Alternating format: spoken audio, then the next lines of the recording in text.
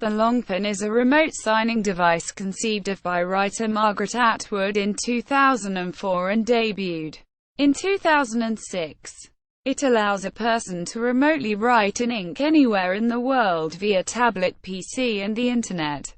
It also allows for an audio and video conversation between the endpoints, such as a fan and author, while a book is being signed.